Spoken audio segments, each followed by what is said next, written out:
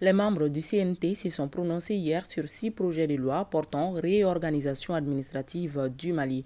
Le Mali comptera désormais 19 régions au lieu de 8 et un district. Bamako sera avec 7 arrondissements et l'appellation commune disparaîtra. Une réforme qui a coûté plus de 263 milliards de francs CFA sur 3 ans, avec comme objectif rapprocher l'administration des populations et favoriser le développement local. Le compte rendu de la plénière avec Modibo Mariko. Aujourd'hui, nous sommes appelés à nous prononcer sur l'une des réformes majeures, je dirais même la réforme la plus importante que le Conseil national de transition n'a jamais reçue. Un mot introductif du président de la commission de l'administration territoriale du CNT a valeur d'alerte sur les enjeux de l'exercice du jour, car sur la table de ses membres, 6 projets de loi portant réorganisation territoriale de notre pays. Il s'agit des projets de loi relatifs à la création administrative et celle des collectivités, du projet de loi portant principes fondamentaux de l'organisation administrative du territoire et les conditions de la libre administration des collectivités, du projet de loi portant corps des collectivités et celui relatif au statut particulier du district de Bamako. Des textes en somme révolutionnaires furent leur portée pour l'avenir de notre pays. Globalement, il y a trois grands intérêts pour nous. Le premier, c'est l'objectif. Lorsque nous regardons la feuille de route de la transition, adopté à l'issue des concertations de 2020, il est demandé aux autorités de la transition de parachever la réorganisation territoriale. Évidemment, il y a d'autres aspects, notamment l'amélioration de la gouvernance au niveau des collectivités territoriales et l'équilibre à retrouver entre les représentants de l'État et les élus des collectivités territoriales. Le deuxième point en termes d'intérêt, c'est le symbole. Depuis 2012, nous sommes passés de 8 à 19 régions plus le district de Bamako, ce qui fait une augmentation de 137%. Et à ce jour, nous ne connaissons pas nos frontières intérieures. En fait, tant que nous n'arriverons pas à adopter des lois pour déterminer les circonscriptions administratives et les collectivités territoriales de ces nouvelles régions, il y a un blocage. Et la traduction la plus visible de ce blocage, c'est évidemment la carte administrative du Mali qu'on ne peut pas mettre à jour.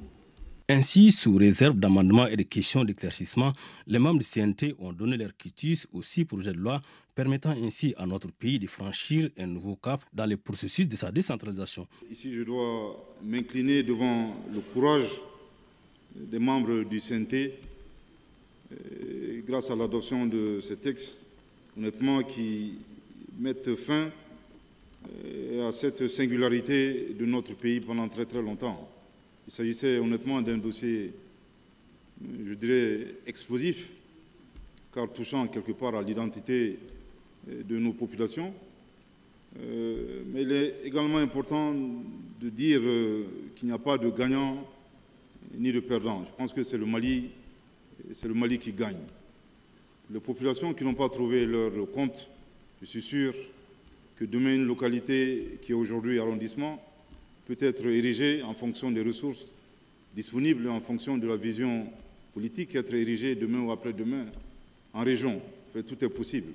Tout dépend justement de l'intérêt, de la satisfaction des besoins de nos populations que nous recherchons. En tout cas, je voudrais très humblement, au nom de nos plus hautes autorités, au nom du Premier ministre, le Dr Choguel Kokala Maïga, de l'ensemble du gouvernement, vous remercier très sincèrement pour l'adoption de ces textes. Ces lois qui ont suscité beaucoup d'engouement, voire beaucoup de passion de la part de nos concitoyens, sont aujourd'hui une réalité pour le nouveau Mali en chantier.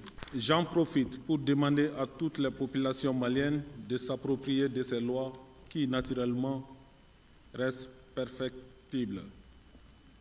Aussi, c'est le lieu et l'occasion pour moi de remercier l'ensemble des membres du CNT, singulièrement les commissaires de la commission administration territoriale, pour tous les efforts fournis